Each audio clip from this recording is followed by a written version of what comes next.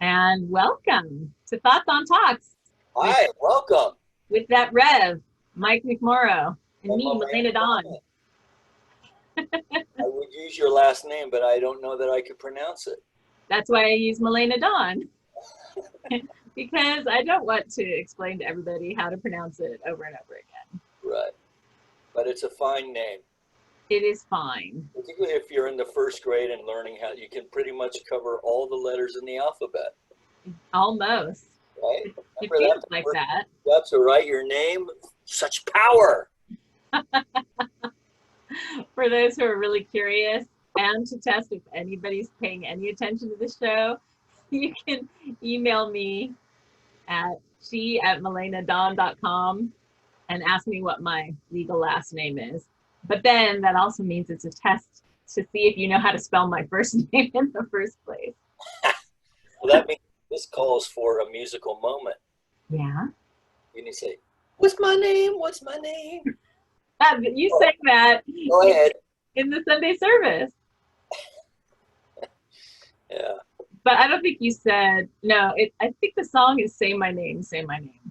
Right. You changed it to fit your... I don't know what I said.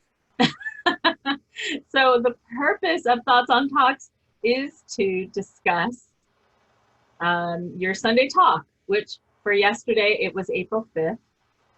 Just surprises all of us that it's April. I haven't had a haircut in 3 weeks. Nobody has, unless people have taken scissors to their own hair.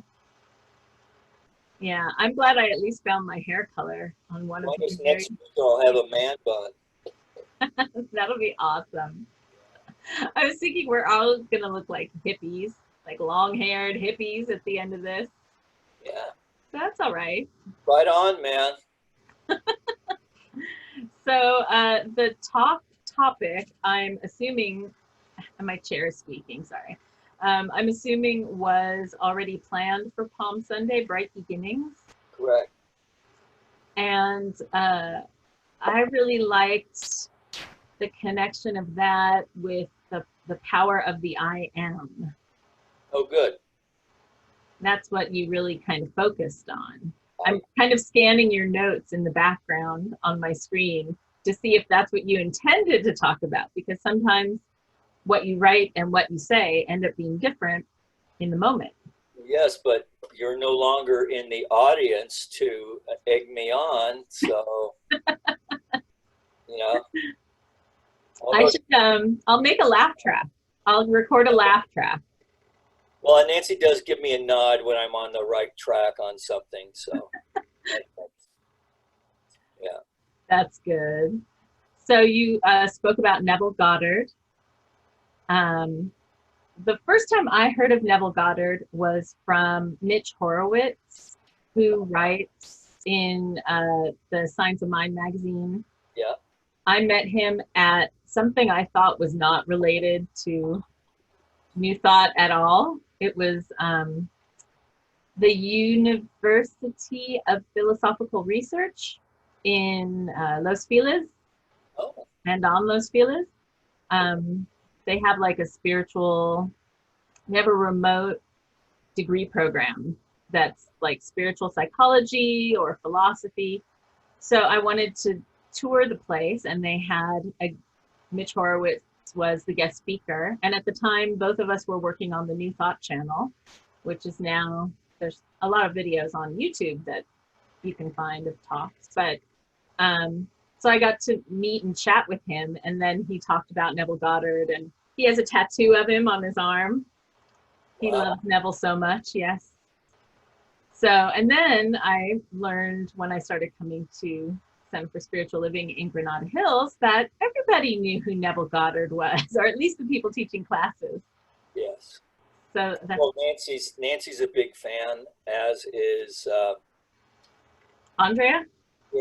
Sherry Gideons. Oh, okay. Andrea as well. But yeah, cool. Neville's an interesting guy because he was an actor. You mentioned that, yeah. Yes, and I think he was fairly successful.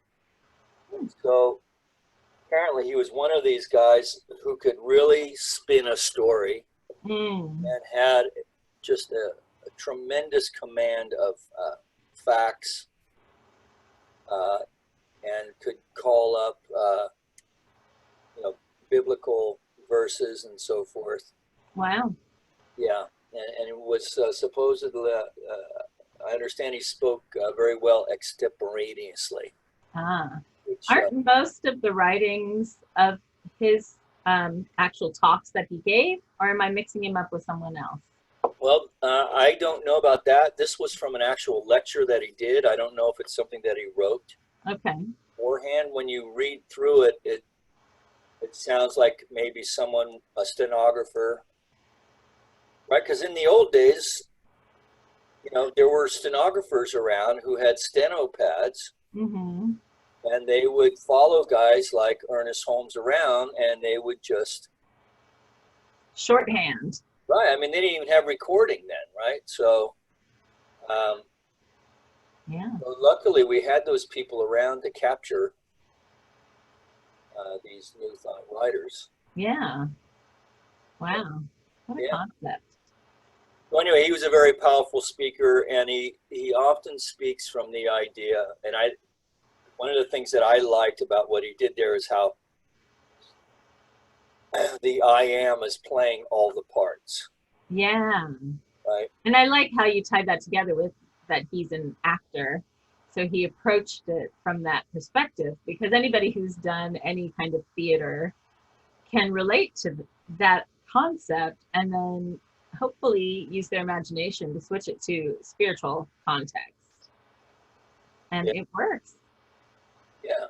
I because I was watching the talk online, so I had it on my TV, watching YouTube on my smart TV, and then on my phone I could chat or look things up, because I would feel rude, like sitting in front of you, to suddenly start Googling things that you're talking about, unless you say to. But now I could do it and you don't know. So I did look up freeneville.com, and I couldn't find, I also didn't take a lot of time to look for it, but this is my forever name. I looked for it, but there's like a lot of information on that site, and I couldn't easily find it. I don't know that he has a search function. Yeah. But if you Google it, I think it'll come up. Yeah, I'm sure. Anyway. So the forever name is the I am, right? Yeah, and I don't know, let's see, I don't even know how I managed to find it. That was a new site to me. I was in the process. Googling, you were just going down the rabbit hole? Well, I did know that Neville was good at metaphysical interpretation of the Bible, along with the Fillmores. Oh, yes. Right. Co-founders of the Unity movement. Correct. And but my metaphysical dictionary is here in the office instead of at home. So I just it's available online. Oh. Metaphysical Bible Dictionary. Okay. If I still have a bookmark for it. Well, and for our listeners, so for Venu and my mom,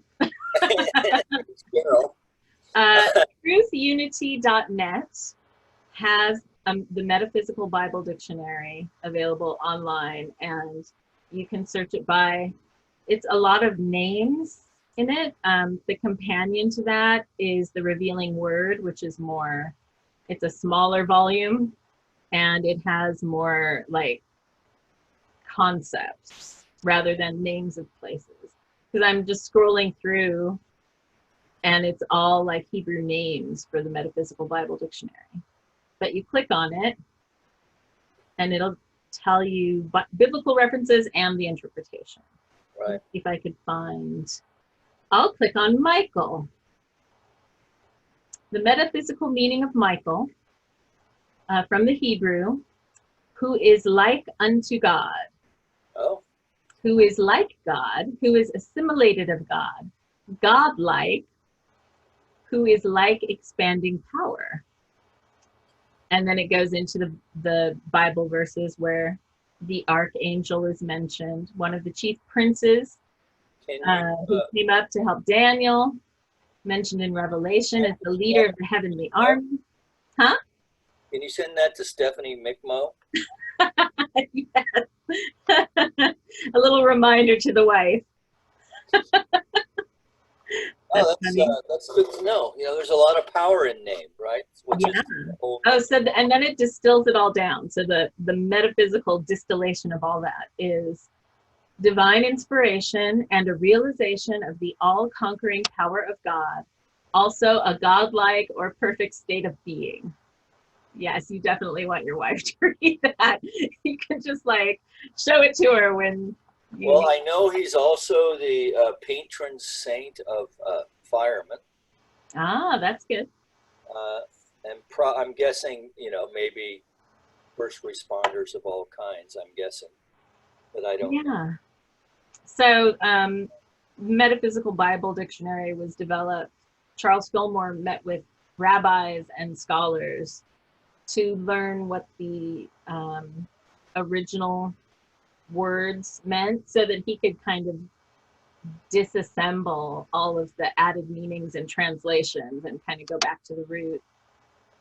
And it's a great reference. Yeah, and I would recommend it for anyone, particularly someone who's fairly familiar, at least familiar with the Hebrew Bible and the New Testament, because it's just interesting to hear another perspective of it. Yeah. Because as you start to, if for those who are curious, how these Bibles or these stories came to be stitched together in this book that we know as the Bible today, particularly with the things that we know, the contributions of scholarship since, you know, the Nag Hammadi, since the Dead Sea Scrolls. It's really interesting. And I think for me, it actually makes all of it a lot more important.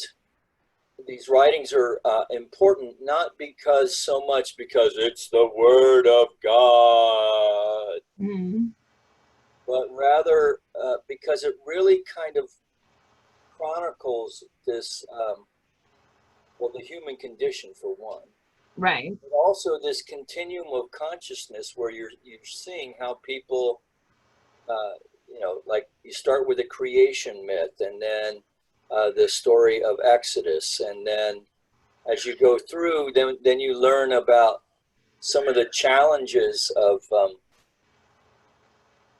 well, like kings, right? You know, what of arrogance and hubris and stuff like that, of you know, lust gone awry in the story of Bathsheba.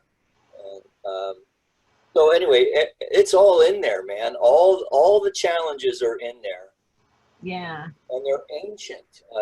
You know, they're thousands of years old, which I just, you know, I mean, even the stories, you know, they call it the New Testament, but, you know, that's 2,000 years old now. Yeah. And,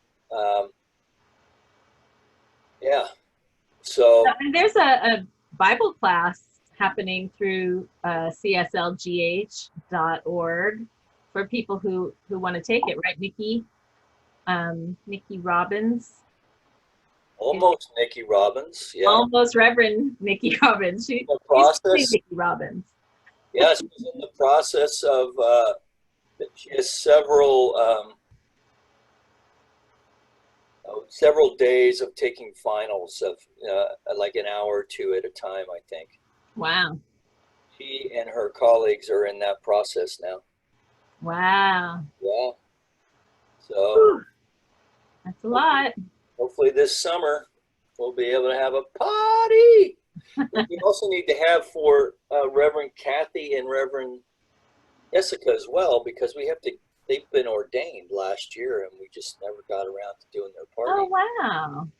So how many ministers, reverends, are part of the center at Center for Spiritual I think we Living? have 5. With me is 6, and Reverend Dr.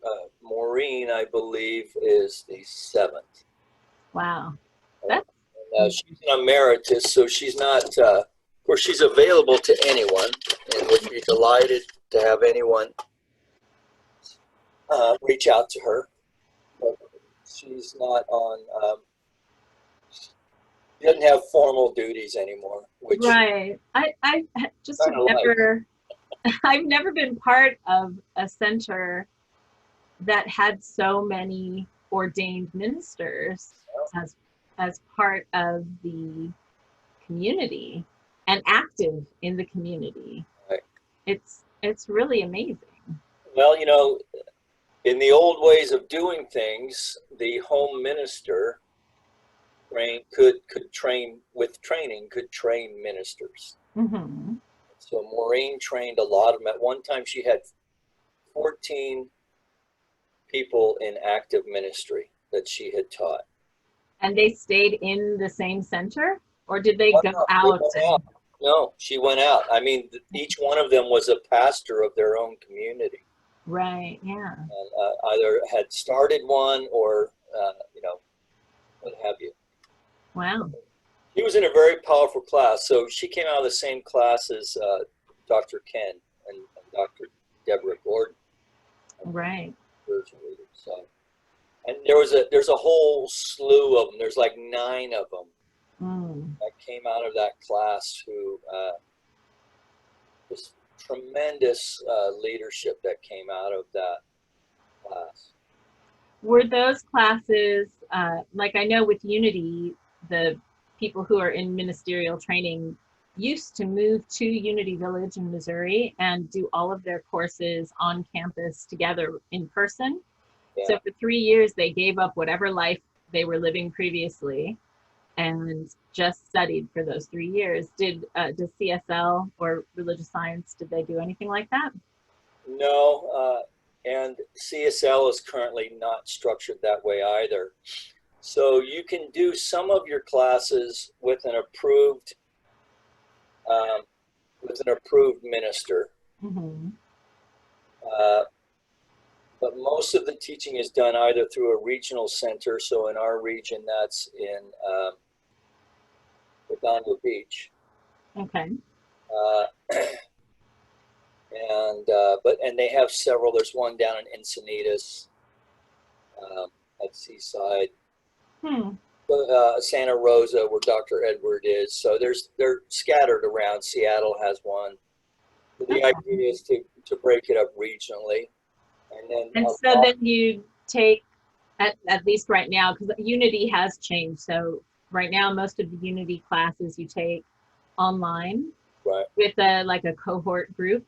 And then there's retreats that you go to Unity Village for like a week at a time and do intensives, not retreats. They're not relaxing. It's intensive study. And that's over the course of, I think there are different timings, like you could do it in 2 or 3 years or 5 years, or, you know. Well, we had an intensive as well. Mm-hmm. And so that was like drinking from a fire hose. And then at the end, you had your oral exam. Mm-hmm. And so anyway, it's another way of doing it. You know, there's an argument whether or not it's a good way or a bad way, or, you know, this is the best way. But right. There's now, you know, it's just the way that we do it now. So it doesn't know how we used to, but the effect is that we have a lot of ministers, which is great. So so right now we have this outbreak going on. So Reverend Jessica is set up the phone tree, and so we're making sure everybody's calling. Nancy and Andrea are teaching class. Nikki's teaching class. I'm just kind of, you know, checking in with whomever.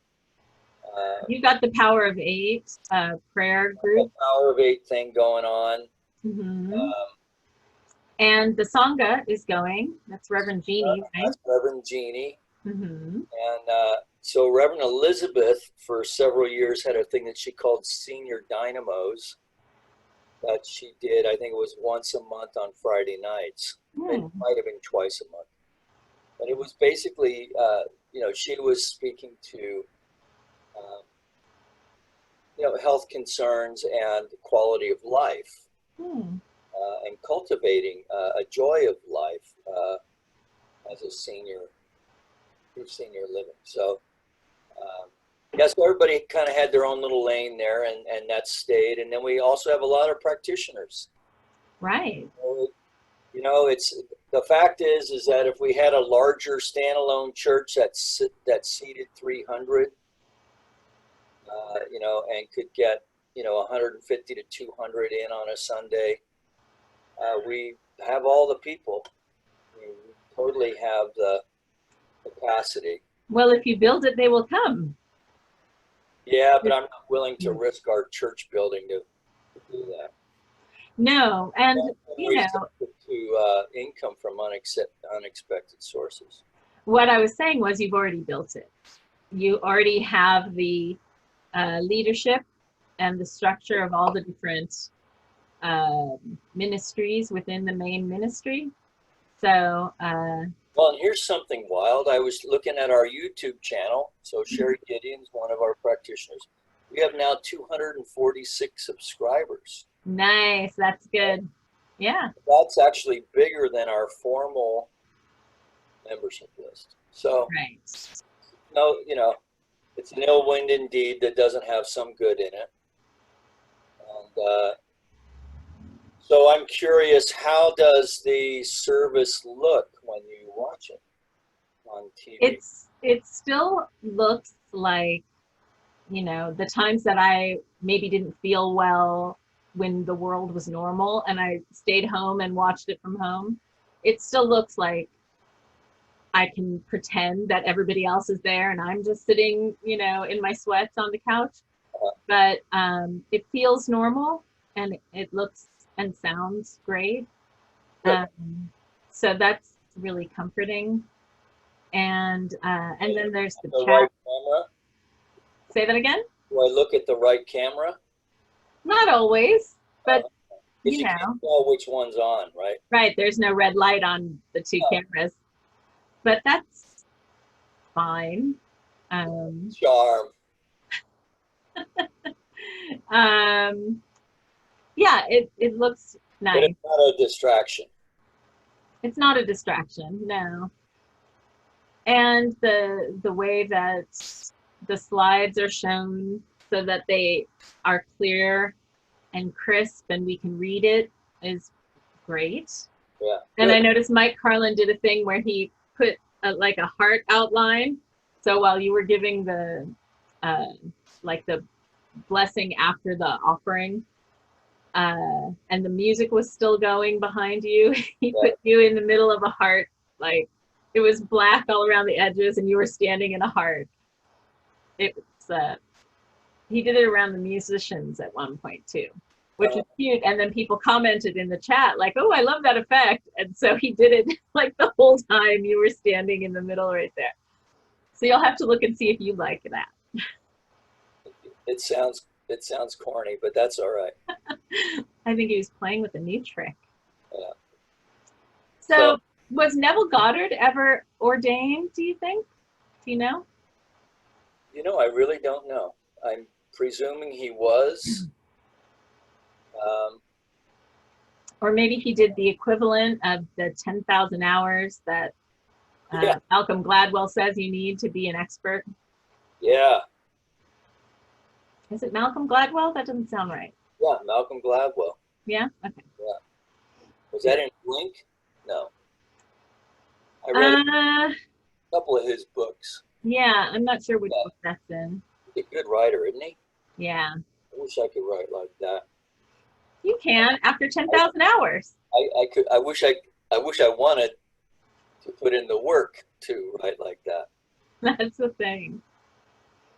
What do we become experts in if we were to look at how we've spent our hours? I'm looking up Neville Goddard Goddard ordained. Okay. I want to say divine science, but I don't know. Okay.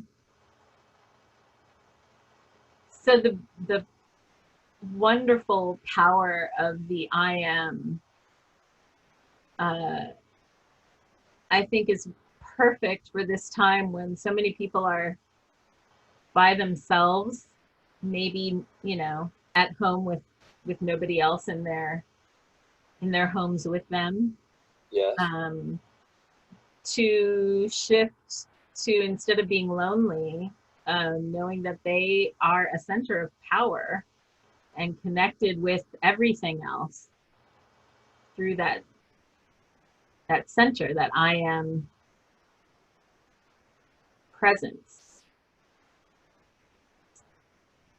Did you find what you were looking for? No, I'm sorry. I don't see.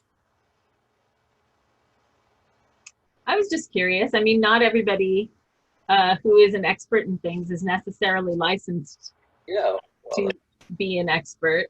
Well, that's what made, you know, when you asked me the question, that made me curious. Mm. Because he did speak to science of mind type. What's this? Just give me another 2 seconds here. Okay. Married a couple times. Interesting, interesting. Let's see. Abdullah, who lectured on esoteric Christianity and taught both Goddard and Joseph Murphy. Abdullah was an Ethiopian Jew.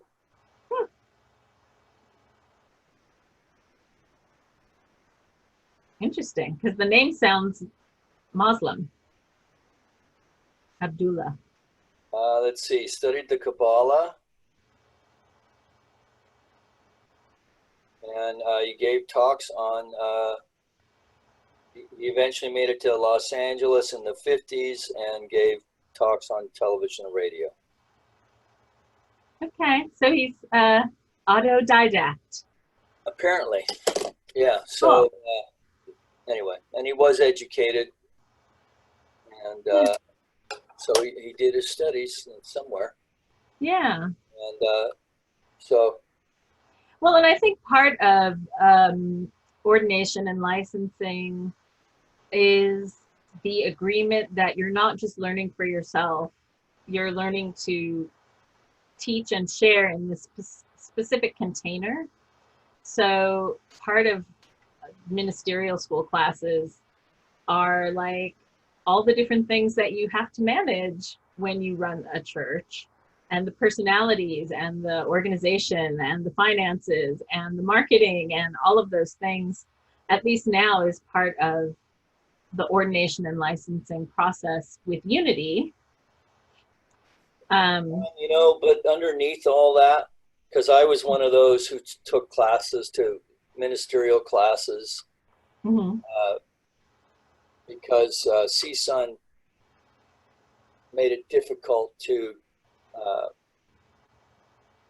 they wanted me to pay non-resident tuition, which really annoyed me. So, and Maureen had a class, and so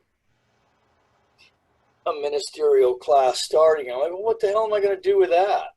And, but I, you know, because I was a contractor, and I just presumed I was going to be, you know, swinging a hammer till I was dropped, and because I liked it, okay. And, you know, I made a living. I wasn't fabulously wealthy by any stretch, but my wealth was just the next job. You know, it's like the Dodgers. Yeah. But at any rate, and so I'm taking these classes, but as I was taking the classes, the calling kind of made itself known. And I did think I had a calling when I was a kid, right? But my point in saying that is that you can take all these classes and you can learn church as a business, and, you know, but, you know, churches need to be run in a business-like fashion, but they're not a business. Right. They are a spiritual community. Mm-hmm. And, so you really have to be called to it, because it is a demanding job as far as time and emotionally, frankly. Right. Because people project a lot of stuff on you that's not yours. Yeah. So Neville Goddard kind of did the study and did the sort of the fun part to me, the sharing the knowledge in media. So it was more of a just the front facing part, which is what most people see is they see the minister up there speaking on Sunday, and they don't maybe think beyond that there's more to it. And there is. And so getting ordained is not just saying I have this knowledge. In the best case scenario, it's somebody who understands that you are stepping into a role of shepherding a spiritual community, of caring for and guiding and it's leading. also a recognition from your fellows and yourself, and then of course the spirit, that you are now stepping into a lifetime commitment of service. Right? Because a ministry that has no service in it really isn't worth. It's just not. It has no juice in it. Faith without works are, yeah. Yeah. I was thinking about the Hippocratic Oath that doctors take, because I saw the news conference that Gavin Newsom today said that they were expecting around maybe 30,000 people to answer the call for the health corps for retired and medical students to volunteer during this COVID-19 crisis. And over 80,000 people volunteered. And I'm getting chills even saying it, but the thought that they had taken an oath and have stepped up because they had taken that oath, I found really moving. And so it's very similar with ministry. Is you have a dedication and consecration of an oath, don't you, as part of the ordination ceremony? Oh yeah. Yeah. Yeah. So. And it's funny because you get so caught up in the process of getting ordained and the achievement part of it. And then when you're actually going through the ceremony and hearing those words, it's like, build. Yeah. That's right. That is what I'm doing here. Okay. So, and that's for any faith tradition, not just ours. Right.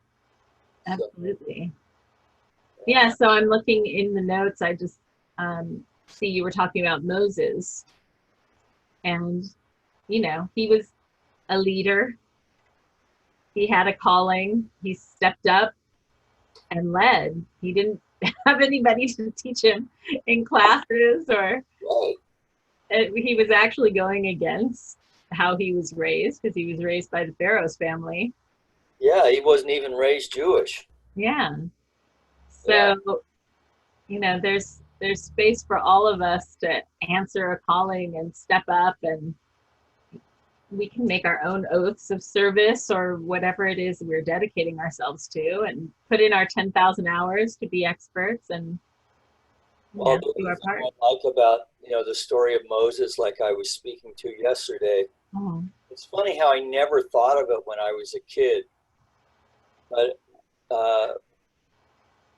there's to think that like I said, Moses, like, you want me? Like, what the hell's wrong with you, man? Brother Aaron speaks much better than I do. Well, then take Aaron with you, but I want you to do it. And so it would have been really great if Charlton Heston had portrayed Moses from that perspective, as a guy who kind of evolved and grew into it. Right. Or maybe if they'd have cast someone like, I don't know. Someone a little more nebbishy. Eli Wallach, maybe, or somebody. It makes me think of the hero's journey, because part of the hero's journey as laid out by Joseph Campbell is you receive the call and then you reject the call and say, no, I'm not ready. I don't want this. But then the possibilities you've seen, you can't unsee. And so eventually you accept the call and go on the adventure wherever it takes you. And it always takes you to bringing something good back to your home, your boon back, or elixir. So well, you call allies to yourself also. That's true. Yeah. And there are challenges. Right. Several. And there are life and death situations that call forth the best in the hero. The fire of purification. Yeah. So maybe we should get back to your talk. You sent some slides. Do you have your slides up, or should I share? Because I have them up. Yeah, I don't have them. Okay, let's see. I suppose I could, since I sent them to you. But I have them ready. So let's try this.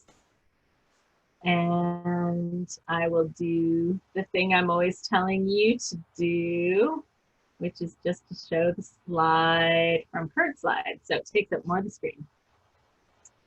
I liked this one. Yeah. You want to read it?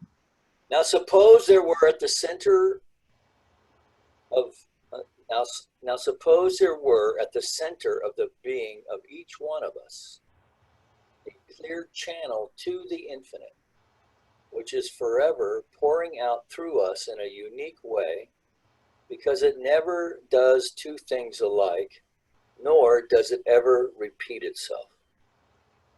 I think the thing I liked about that is the idea that so often we're looking for a model to follow, to predict how things are going to turn out. I mean, even with this virus, that's what we're doing. We're gathering data and looking at the modeling and trying to prepare. But for each of us, we're not going to express in the same way as somebody else. So we can use it as a model, but we have to know that our path is unique and that it's not going to ever be exactly like somebody else's path. Right. And that we aren't, even twins are not exactly alike. They're not clones of each other. They're different personalities. Right. And so it's important to, figure out who that person is. Yeah. And to be that person. And not the one that, not the one that someone has tried to put on you. Now, oftentimes parents, well-meaning parents, will insist their children, dress alike. Well, no, I'm just thinking in the realm of, let's say, become National Honor Society students in high school, right? Right. They take all the AP classes and so on and so forth. Right. I once knew a dentist who said that, who wasn't particularly enamored in dentistry because a 17-year-old kid made this decision for him, right? Because it takes so long to become a dentist. But then you find your avocation, right? So there's a thing that you do to make a living, and hopefully they coincide. I've been blessed that way, but I wasn't that attached or as attached to making the money. Okay. I actually liked being a carpenter. I think doing trade work is a very soulful enterprise anyway. And certainly working with wood is. Interesting. Well, I always liked it, It would have been nice to have been paid better, and it would have been nice if people, the part of that is that people have to respect what right. do and to be willing to pay them. Now, that's kind of a tough jump, right? So I remember I had a sociology, I took a sociology class in college, and the guy put it out there that the janitor should be making as much as anyone else who worked in the company. Mm. You know, maybe not senior management, but certainly, you know, secretaries and middle management, so forth. And I'm like, what are you talking about? And he said, because it's an essential job. How would you like to work in an office that didn't have a janitor? Who else is going to do it? Yeah. He was talking to, you know, so many in our quasi-meritocracy that we have, right? So we think that having a degree entitles us to a certain standard of living. Mm-hmm. Well, we now know that that's not so. Yeah, that's what I was going to say. So many of the... It's the 90s, started in the 90s, but, you know, and certainly it's, like I told my own son, you know, an education is never a waste of money or time. Right. Right? Because you end up paying for one way or the other anyway. I was thinking in the case of the virus and watching like Jimmy Kimmel on YouTube and him saying, we need to pay teachers better, even the bad ones. We need to pay them because people have been at home 24 hours a day for 3 weeks now with their children, and it's challenging. And so hopefully we will emerge from this. I mean, the teachers had to strike not long ago. Right. So maybe now people will realize the value. What if the cashiers at the grocery store decided, hey, you know what, I don't want to put myself at risk. Yeah, they're the front line now, really. Right. So I hope we don't forget this, right? That there's value and honor in for working people at all levels. And even the value of working from home, a lot of companies didn't support that, although some started to embrace remote work, but and that's why we're set up for it. But working from home does enable parents to be home with their kids, and it also, in a normal situation, if more people worked from home, that would reduce traffic, it would reduce pollution. And so hopefully that's something that, you know, people will be given the choice if they want to continue working remotely once things get up and running again. Well, that's, I mean, it is an interesting, this working at home thing is going to present us, well, not only that, but even just how are we compensated? Right. Right? And so now, you know, this is like the first time in 2008, 2009, Mm-hmm. and now here we are in 2020, just 10 or 12 years later, and apparently they can find money when the need is strong enough. Now, I don't know how all that works. I'm sure there'll be some inflation at some point that we'll have to deal with and all that. My point being is this idea that people can't be treated or paid fairly, and certainly the way our healthcare system works, that we just have to get our head right around it, because it's all a construct anyway. It's all an agreement. Right. This complex social agreement that we have. And that it's important to take care of the homeless and make sure that nobody ends up on the street because of the ramifications of that for all of us, of health and, you know, hygiene and the cleanliness of our streets and the safety of our streets, and that all people should have these sort of basic rights. So now they're finding places that the homeless can be housed and cared for. So, well, and there may be, you know, once you know you've got a place to lay your head and have food to eat, you know, maybe then the addiction and the the life that the addiction is helping to mask, maybe that no longer is appealing. Yeah. And so then that gets dealt with, and Yeah. in time, say, and it would take time. Yeah. It would take 2, 3, 4 years. But there are a lot of, I don't know the exact percentage, but some of the people who are homeless are mentally ill. And so caring for them is acknowledging that some, a certain percentage of a population needs help. And I think that's one of the measures of an evolved society. Yeah, I agree.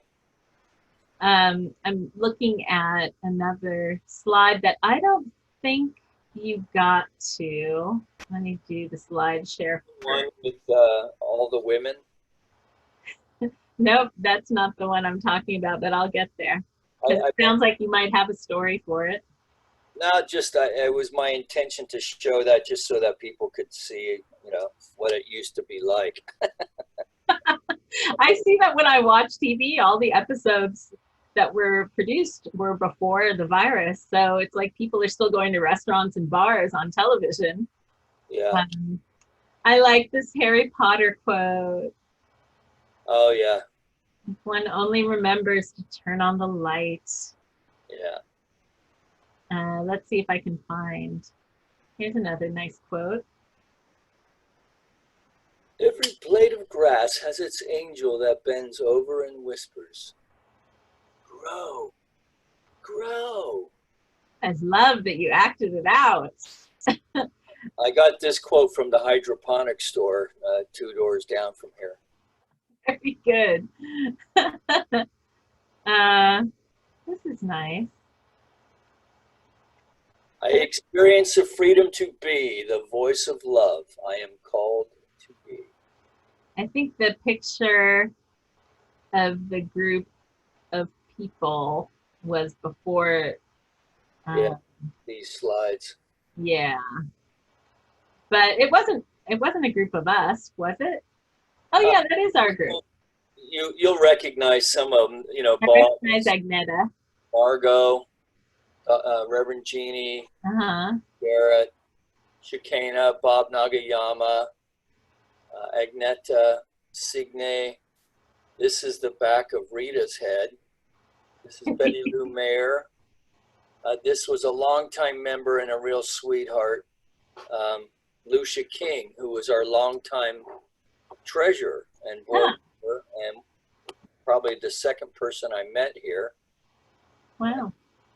And I think this was probably Susan Jensen and then Janine. You didn't get to meet Janine, but we used to stand in the back and do expressive dance. Okay. Nice. And she was probably in her 80s. Early 80s, very youthful. And, she appreciated the fact that, I didn't ask her to stop. Because in her other church, I guess they didn't want her to, to express in dance. Yeah. So it looks like you were teaching No Time to Lose, or somebody was. Is it Reverend Jeannie's class, maybe? This was the Sangha. Okay. Yeah. So I see the 4 Noble Truths on the board. And that looks like the 8 precepts there, maybe. Yeah, cool. Yeah, it's a different sort of energy. I mean, people are finding ways to gather on Zoom and to connect, which is much easier if you've already met the person and you know the person. Then it's fun to connect on Zoom. But if you haven't met before, you're not really getting a full sense of the person. I used to, when I did Pop Conscious for Unity Online Radio, we would talk to the engineer at Unity Village using Skype. And so for more than a year, I only saw him on a computer screen from shoulders up. Right. And then I went there for classes or something and met him and was surprised to find he was like 6'4". And I was like, wow, I had no idea how tall he was. Yeah. So it's a, a good connection to have when we don't have the other options. But meeting in person, there are so many elements aside from how tall somebody is. There's, everybody has their own energy, and Sure. so we'll all celebrate. Yeah, I often have that when I go to these conferences, right? Same kind of thing. You're on Zoom calls with people, and then you finally get to meet them. Mm-hmm. Yeah. So, yeah. So what else can we cover from your Sunday talk? Well, I just, if anyone's still listening, to just underscore this idea of the I am being the name of God, and to be mindful and aware of what we say after I am. Right. That we're speaking of ourselves in ways that are affirmative, that are sustaining our life in all the various ways that we can speak about ourselves. Mm-hmm. I think people do appreciate self-deprecating humor, but it's not something that there is such a thing as false humility,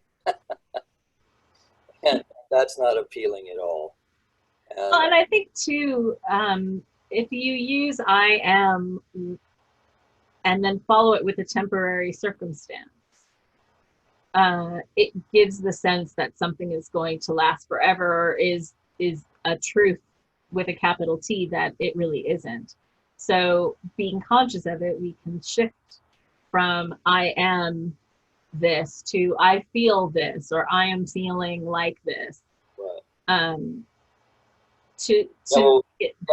Well, to your point, because Maureen uses to say, the universe can't take a joke. Right. Right. It only says yes. But that's a great way to shift that. I'd never actually thought of that.